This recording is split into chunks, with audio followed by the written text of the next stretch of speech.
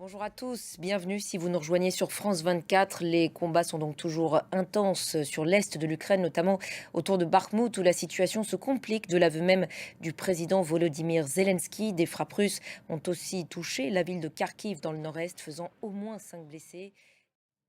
Et de son côté, l'Allemagne dit avoir rassemblé des centaines d'éléments prouvant des crimes de guerre en Ukraine. C'est ce qu'indique le procureur général Peter Frank qui appelle à la mise sur pied d'un mécanisme international pour traduire les responsables en justice. La ministre allemande des Affaires étrangères, Annalena Baerbock, s'y était dit elle aussi favorable en janvier dernier. Une réaction excessive. C'est ainsi que la Chine qualifie la décision des États-Unis d'abattre le ballon espion chinois présent depuis quelques jours dans le ciel américain. Il a été détruit par un missile tiré par un avion de chasse. La Chine assure toujours qu'il s'agissait d'un ballon civil servant aux recherches météorologiques. Mathieu Boisseau avec Arnaud Miguet. Dans le reste de l'actualité internationale, ce rare signe d'inflexion des autorités iraniennes, le guide suprême, l'ayatollah Ali Khamenei.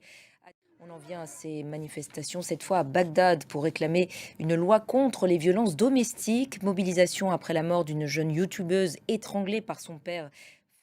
Également la une de l'actualité, la mort de l'ancien président pakistanais Pervez Musharraf. Il est décédé en exil à Dubaï à l'âge de 79 ans des suites d'une longue maladie. Arrivé au pouvoir à la faveur d'un coup d'État en 1999, il s'était autoproclamé président en 2001. Mandy Eshmati.